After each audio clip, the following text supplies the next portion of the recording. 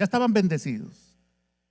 Díjoles, y les dijo: fructificaos y multiplicaos, llenar la tierra y sojuzgadla, y señorear en los peces del mar, en las aves de los cielos y de todas las bestias que se mueven sobre la tierra. Desde un principio Dios le confió la administración de la tierra a Adán. Desde un principio Dios le entregó toda la autoridad a ellos. Les dijo: ustedes van a sojuzgar, van a administrar, les doy toda la autoridad para que ustedes hagan eso. Ya vimos que por la desobediencia de Adán, el Señor les dijo: de todo árbol vas a poder comer, pero cuando comas de este árbol, ciertamente, ¿qué? Dígalo fuerte: ciertamente morirás. Pero ahí el morir no fue una muerte natural, biológica. Fue una muerte espiritual. Él pasó de tener una comunión con Dios. Dicen los teólogos que todos los días en la tarde pasaba el Señor a saludar a Adán y andaba desnudo. Adán, ¿cómo estás? Vengo a platicar contigo. Tenía una comunión perfecta, una comunicación excelente, porque Dios le había confiado en Adán. ¿Qué sucede? Que por la desobediencia ¿de cuántos hombres? De uno, entró ¿qué? El pecado. Y como entró el pecado, entró la muerte. Pero ojo con esto: una vez que entra el pecado, como consecuencia la muerte, todos pecamos, aunque usted no estuvo ahí en el Edén. Por cuanto, ¿qué dice la Escritura? Todos pecamos. Pero yo, ¿qué culpa tengo de Adán? Porque como Adán abrió la puerta al pecado y luego todos nosotros pecamos, también morimos. Entonces se descompone todo el orden, todo lo que Dios había confiado. ¿Por qué estoy entrando en esto? Porque si no, no entendemos. Estos días meditaba que muchas veces leemos una parte de la Escritura, pero no tenemos un orden de por qué Jesús o la Escritura nos muestra una palabra que es poderosa. A veces solamente nosotros la leemos sin entender todo el contexto, sin entender toda la cronología, vamos a decirlo así. Amén. Es lo que pasa si usted entra a una película, dura 2 horas, si usted entra a la hora, usted va a decir: esto está muy bonito, pero no entiende todo lo demás. Pero si usted entra desde un principio, ve los previews y ve todo, y termina al final de la película, usted va a decir: ya entendí eso. Es una idea de lo que a veces en la Escritura nosotros vemos. Yo escucho mucha gente que me dice: es que esto está en la Escritura. Nadie lo está negando.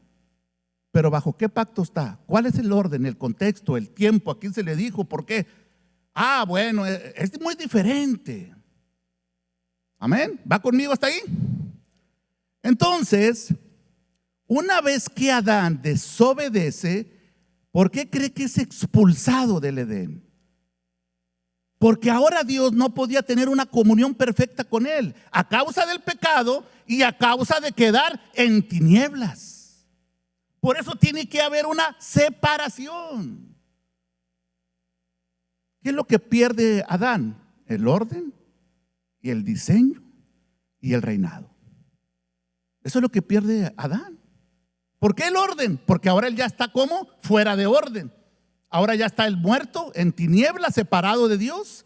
Y las consecuencias vinieron desde Adán hasta la cruz. Por eso es que la cruz, hasta arriba, es la última frontera de Adán. Yo sé que usted ya lo había escuchado, ¿verdad? ¿Quién lo había escuchado eso? Algunos que ya tienen tiempo ya me lo habían escuchado, ¿verdad? ¿Por qué es la última frontera? Porque entender lo que Dios les da al principio a Adán y desobedece, entra el pecado. Pero por un hombre entró el pecado, pero por otro hombre, fuerte, dígalo, la salvación. Un hombre desobedece y un hombre obedece perfectamente. Ahora sí usted le va a dar sentido a lo que dice Lucas 19:10. Traté, con ayuda del Espíritu Santo, buscar la manera de hacérselo más cronológico, más ordenado, para que usted lo fuera disfrutando poco a poco. Amén. Y espero que lo disfrutemos. Espero que podamos hacerlo. Lucas 19:10. Ya vimos que Adán perdió, desobedeció, fue expulsado, murió, estuvo en tinieblas, en oscuridad, separado de Dios. Y nada más para agregar, cuando dice que estaba en tinieblas y en oscuridad, imagínense usted una persona en un bosque, en una selva, en la noche más oscura, ahí sin luz. Esa es una idea de cómo quedó en tinieblas. Amén. Imagínense que la humanidad pudiera vivir en la eternidad en esa condición en tinieblas. Eso nunca fue el plan de Dios. Lucas 19:10, ¿lo tiene? Amén, amén. No se me desconecte, porque si no se va a perder la película. Lucas 19:10. Si no se me va a rayar el disco. Lucas 19:10. Amén. Dígame amén si lo tienen. Porque se quedó como que se rayó el disco. Amén. Porque el Hijo del Hombre, ahora usted le va a dar mucho sentido a esta palabra, vino a buscar y a salvar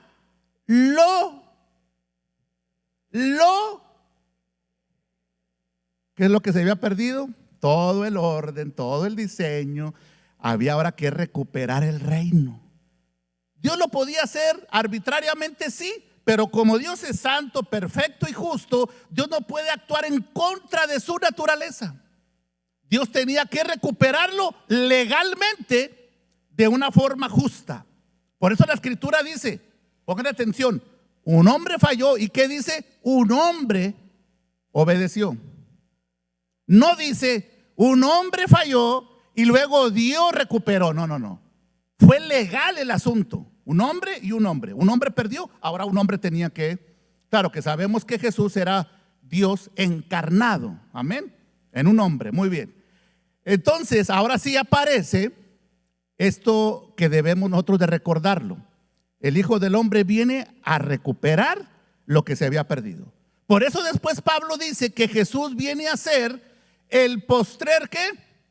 Adán, o el último Adán. ¿Dios dónde depositó su confianza? En el postrer Adán. ¿Cuántos saben que Jesús sabía, Dios sabía que Adán iba a fallar? ¿Cuántos sabían? Dios lo sabía. Pero qué bueno que Dios nunca depositó su confianza en Adán. Si no, todavía nosotros sabe cómo estuviéramos muertos en nuestros delitos y pecados. Entonces ya sabemos, vamos a ir al orden cronológico.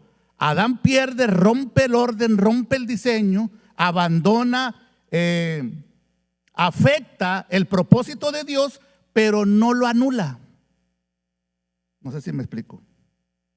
Distorsiona, pero no se pierde el propósito de Dios.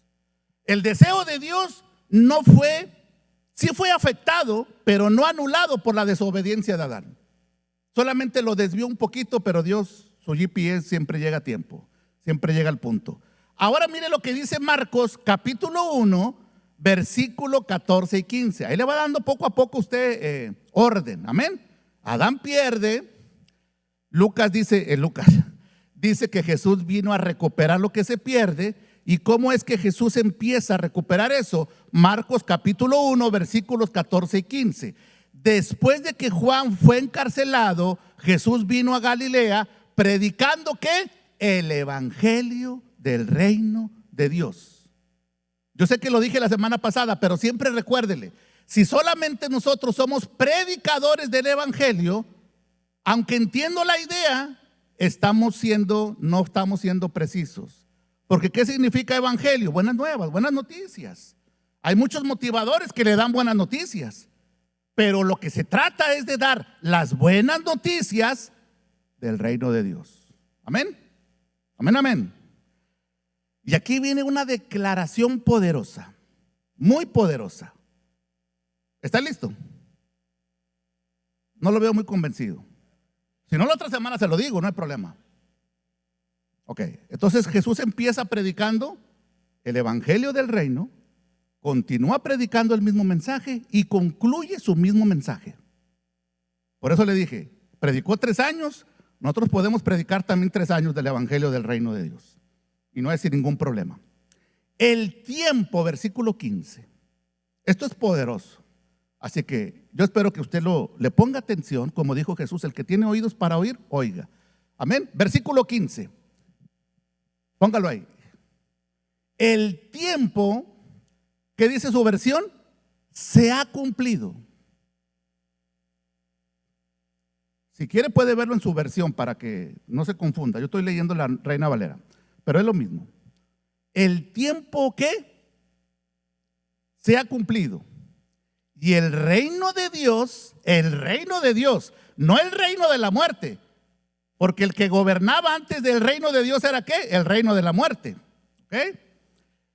Se ha acercado, arrepentidos y creer en el evangelio. ¿Ok? ¿Está listo para lo que viene? ¿Seguro? Póngale mucha atención. El tiempo se ha cumplido. Esa es una declaración poderosa. Poderosa. ¿Por qué? Porque el Rey Eterno interrumpe en nuestro tiempo cronológico para declarar algo que la humanidad estaba esperando, que se recuperara el reino, no que se recuperara la religión. Y muchos están esperando que la religión y no el reino. Amén. Por eso la tierra, la humanidad, toda la existencia clamaba: vénganos tu reino. Usted no lo entiende así porque nosotros estamos en el tiempo de gracia, en otro pacto después de la cruz, donde el reino ya se recuperó. Pero si usted estuviera antes, su clamor sería: Señor, vénganos tu reino. Que todo se vuelva a ordenar, de lo que Adán perdió se recupere. Qué bueno que nosotros ya estamos en un tiempo de gracia, donde ya se recuperó eso. Pero sigamos con el orden cronológico. Entonces el Dios eterno, en su tiempo eterno, le voy a hacer una pregunta rápidamente, a ver si está conmigo. ¿La eternidad habita en Dios o Dios habita en la eternidad?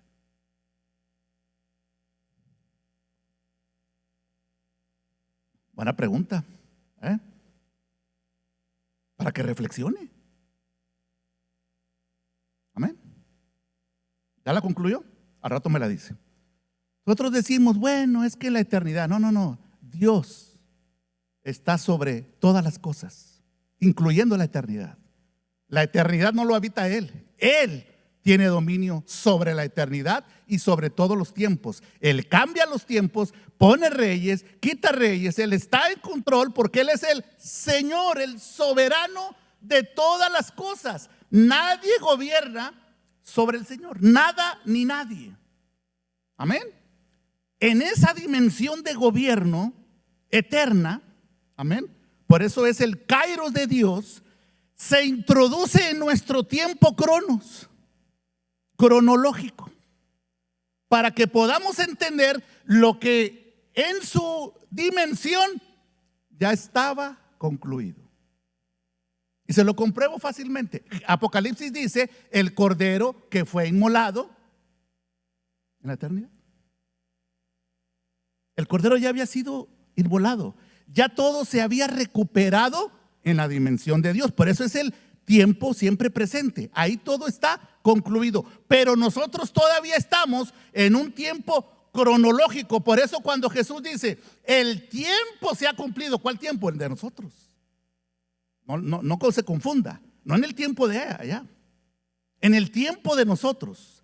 En la cronología de las cosas, ya el tiempo se había cumplido. Y entonces el Dios eterno se introduce en nuestro tiempo para que pudiéramos entender el plan de Dios que ya había sido concluido en la eternidad.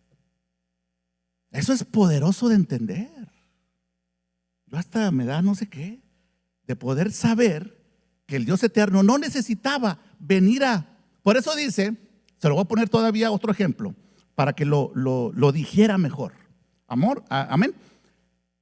Dice que Dios se humilló a lo sumo.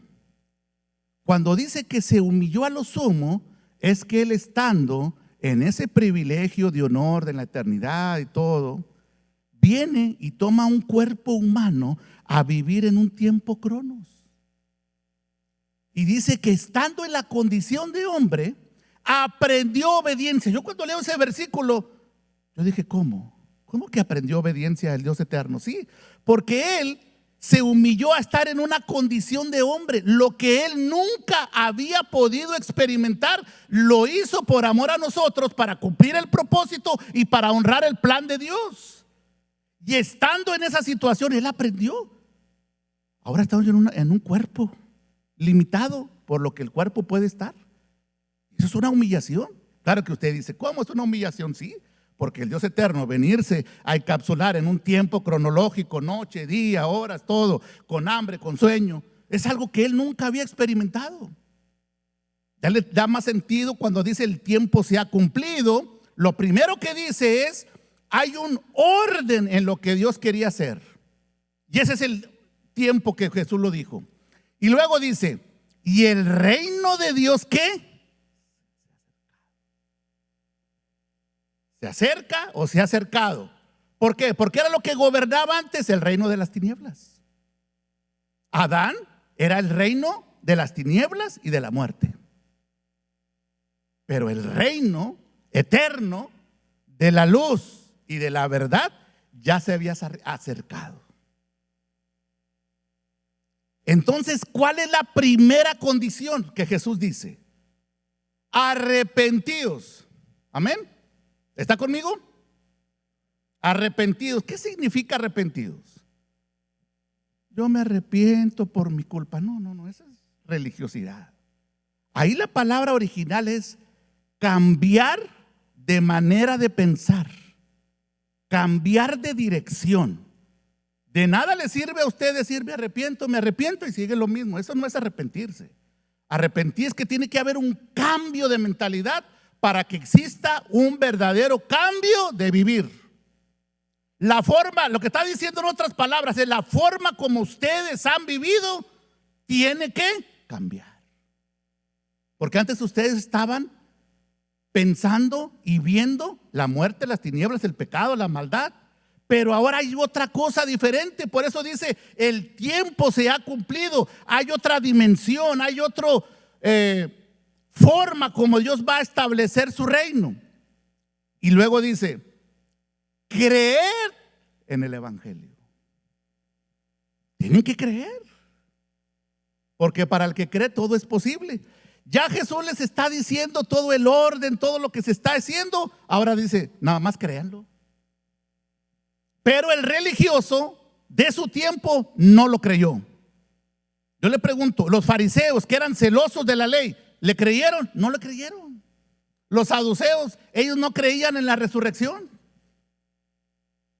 No creyeron al evangelio. Y tristemente, mucha gente hoy no ha creído en el evangelio. En el evangelio eterno. No en el evangelio de condenación, de prosperidad, no en el evangelio de que todo ven demonios. No, ese no es el evangelio. Amén. Porque entonces Jesús ya lo declaró, creo que quedó claro eso. Y luego vamos a Lucas 4:43. Amén. Ahí seguimos con el orden. Al cabo nos quedan 2 horas. Amén. Amén. Usted a decir nuestra hermana que nos visita, pastor, pero nada más predica 40 minutos. Bueno, es que ahora le queremos dar un extra. Amén. Lucas 4:43. ¿Lo tiene? Ok. Esta frase es muy importante de entender. Ok.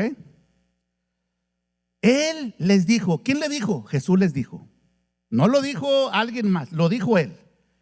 ¿Qué les dijo? Es necesario que también a otras ciudades anuncie ¿qué? Buenas noticias.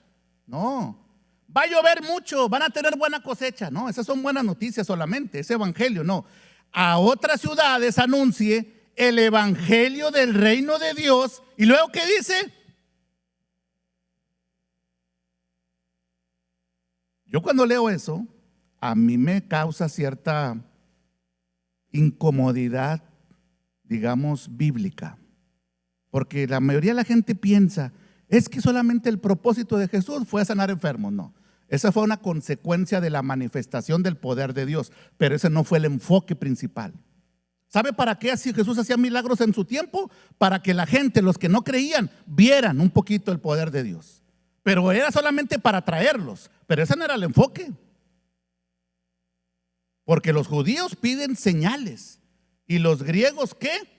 Sabiduría. Pero Cristo es el poder de Dios. Entonces dice, porque para esto yo he sido enviado. Ahora recapitule o hagamos un resumen rápido de todo lo demás. Adán pierde, amén. Jesús viene a salvar lo que se había perdido. Empieza a predicar el evangelio para que lo crean. Y él dice, yo tengo que anunciar el evangelio porque yo para esto he sido enviado. No me pueden detener en esta ciudad, porque lo querían dejar aquí. Aquí quédate, Señor, aquí quédate a vivir. Aquí hacemos una carnita asada, o aquí quédate, no te vayas. Pedro también le dijo, no te vayas, hacemos una enramada, hacemos un techito. No, dijo el Señor, yo tengo que cumplir para lo cual he sido enviado. ¿Por qué es importante esto? Ahorita vamos a ir poco a poco. Juan, Evangelio según San Juan, capítulo 20, versículo 21. ¿Cuántos saben que el Padre envió a Jesús? Amén. Lo envió con toda la autoridad, con el plan, con el proyecto, el propósito claro. Entonces ahora mire cómo ahora cambia la película. Juan 20, 21. Entonces Jesús les dijo otra vez, pasa a vosotros. Como me envió el Padre, así también a ustedes, amada iglesia, y los que nos ven, Dios los envía. A ustedes, a mí también, pero específicamente en el contexto de lo que dice la Escritura. ¿Y cómo es que lo envió el Padre? Como representante, con la autoridad delegada por el Padre, con el propósito claro de lo que tenía que hacer. Entonces Jesús dice, de la misma forma que a mí me enviaron, yo los envío a ustedes. Así que usted es un enviado de Dios, no por una denominación, no por una religión, sino por una asignación que Dios le dio. Por eso es que esa asignación es eterna y viene de parte de Dios. No es opcional. A veces la gente piensa, bueno, el pastor, el predicador, no. Todo hijo de Dios es enviado. Por eso es un sentido apostólico, porque apostólico es uno el que es enviado. Ese es el significado literal, uno que ha sido enviado. Usted en un sentido es apostólico, porque Jesús lo ha enviado. ¿Y cómo lo ha enviado? A ver qué sucede. No, con autoridad, con poder y con propósito. Dijimos la semana pasada que hay muchas samaritanas por ahí. Y cuando dije samaritanas no me refería a mujeres, sino personas necesitadas del agua vida, del agua viva. Y usted puede ser ese mensajero que dé una palabra. Pastor, pero no sé qué decir. Lo mismo le dijeron los apóstoles al Señor. Señor, no sabemos qué decir. Ustedes vayan, que cuando sea el momento necesario, el Espíritu Santo les dará las palabras. Pero usted tiene que dar ese paso. La gente no va porque quieren que Dios aparezca, dé dos pasos, le mueva un pie, le mueva el otro pie. Así no funciona el Señor. Ya el Señor dice, tú eres un enviado. Ya. ¿Y qué voy a decir? Deja que el Espíritu te ilumine, te guíe, te afirme. Nosotros no sabemos qué decir, pero Dios sí sabe qué puede decir. Amén. Entonces usted ya es un enviado. ¿Cuántos enviados hay aquí? Amén. Usted ya no puede decir, yo no lo sabía. Si no lo sabía, hoy se lo aclaro. Pero somos enviados, y me gusta cómo Pablo es muy preciso, muy técnico. ¿Por qué cree que el Nuevo Testamento casi se escribió en griego? Porque el griego es un lenguaje técnico y preciso. Usted cuando ve los conceptos, las palabras que Pablo usa, Pablo no está hablando en general. Vamos a ver qué decimos. No. Pablo le da el sentido técnico. ¿Y por qué le digo esto? Porque cuando nosotros entendemos eso, nos va a ayudar a ser más efectivos en nuestra asignación. Por eso Pablo vivió una vida comprometido con la causa del Señor, no con su causa. Y aquí viene la mejor parte, donde vamos a concluir un poco solamente. Amén. Ahora vamos a ver qué es lo que dice el apóstol Pablo en 2 de Corintios capítulo 5, 16 al 20. Ahí nos vamos a entretener como media hora o 40 minutos, pero va a valer la pena, amén. Porque quiero desmenuzarle lo más que pueda. Y si a usted no le gusta la carne desmenuzada, entonces no sé lo que se pierde. En lo natural, ahora en lo espiritual, imagínense. Segunda de Corintios capítulo 5, 16 al 20. Córrale. ¿Cuántos amenes? Eso.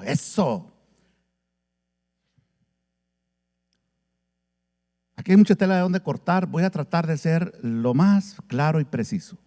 Yo quiero que usted se lleve algo claro para su vida. De manera que nosotros, de aquí en cuánto, esto lo va a desafiar, ¿eh? Yo no tengo problema si usted me critica. Yo no tengo problema.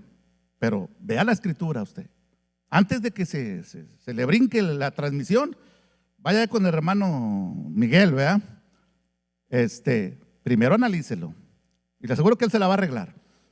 De manera que nosotros, dice Pablo, de aquí en adelante, ¿a cuántos?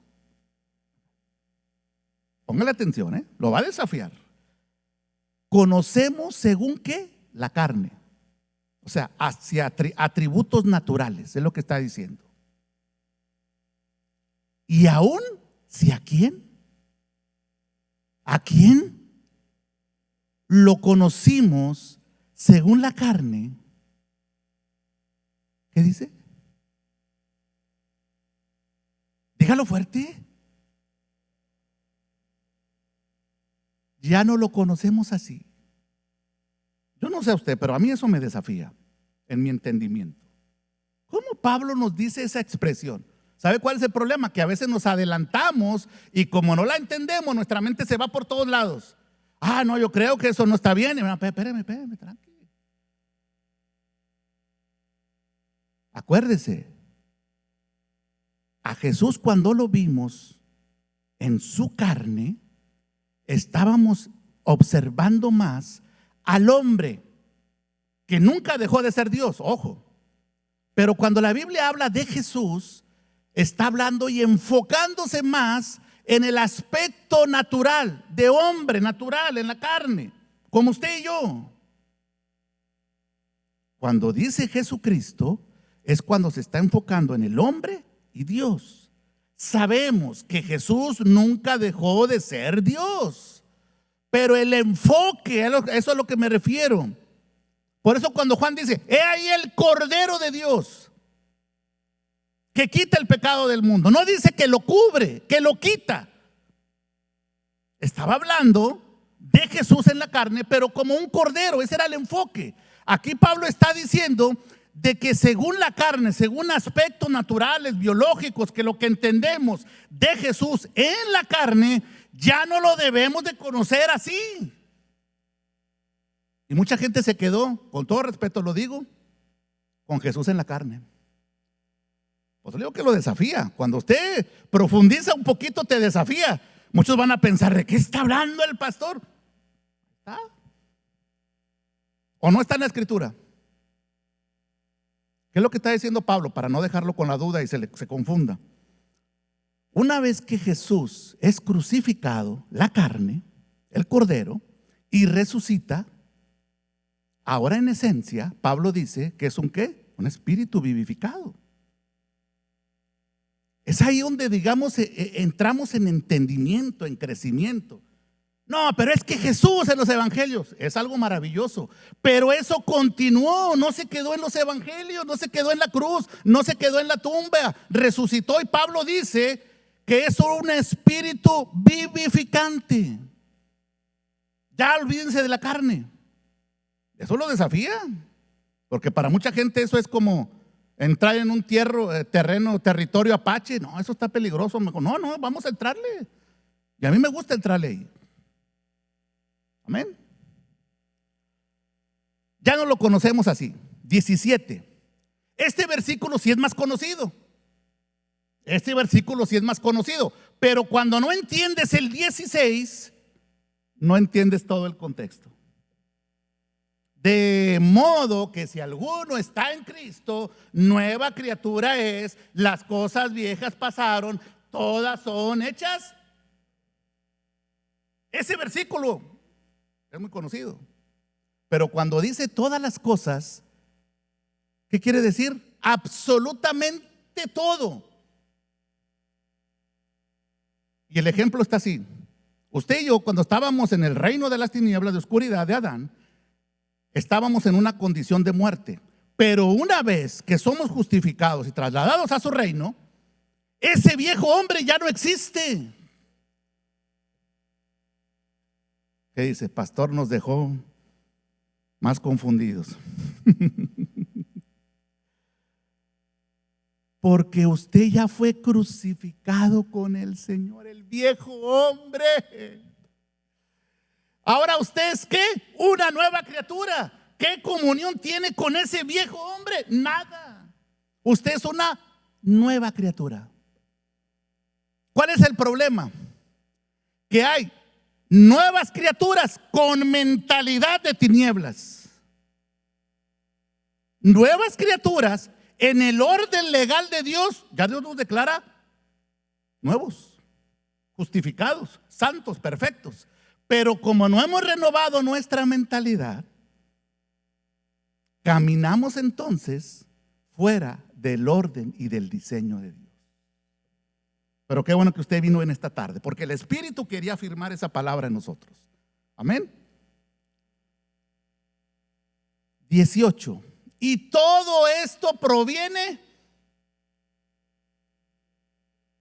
de Dios, de Cristo. No, todo esto proviene de Dios, quien nos reconcilió primero consigo mismo por medio de Cristo y nos dio el ministerio de la reconciliación. ¿Cuántos sabían que Dios les dio ese ministerio? Sea sincero, ¿cuántos sabían? El ministerio de la reconciliación. No, es que yo soy del ministerio de esto y hay 1000 ministerios en las congregaciones. Y está bien, ministerio de servicio, pero a veces se nos olvida el ministerio bíblico de la reconciliación. Yo soy del ministerio de cuidar las plantas. Está bien, no sea mal, ¿verdad? Está bien. Yo me encargo de cuidar que afuera se vea bonito. ¿Es malo? No, está bien. ¿Y el ministerio de la reconciliación? Amén. Sin entendimiento. Usted entienda ese ministerio y si quiere cuidar las plantas, cuidar los niños, cuidar el sol, está bien, todo eso hágalo. Pero no olvidemos lo que se nos asignó. Y ahí es donde a veces mucha gente, digamos, no quiere afirmarse. 19.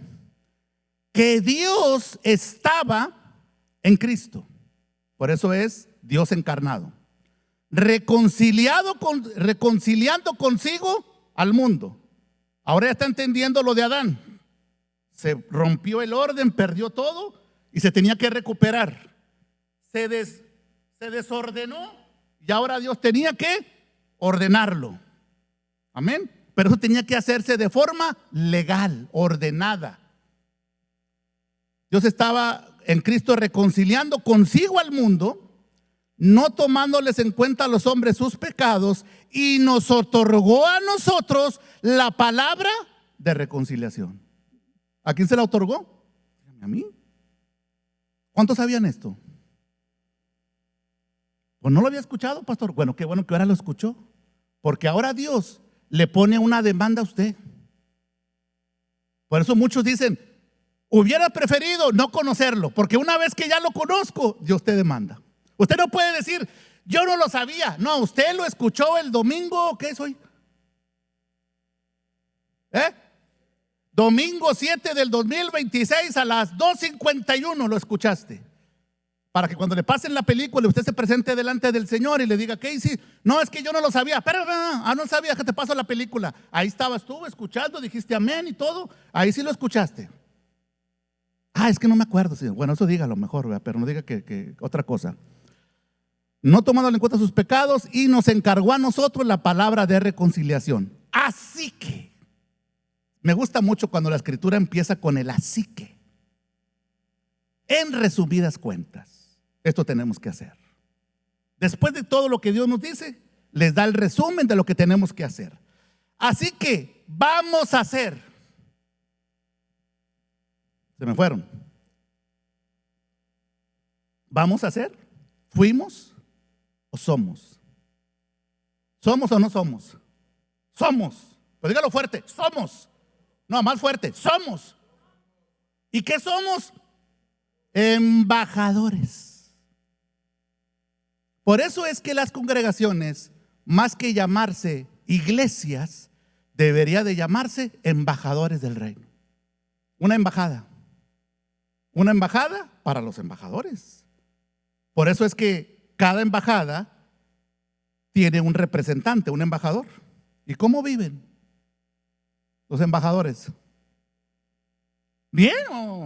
¿O todos les andan vendiendo flautas y tortas y empanadas para pagar la renta y eso?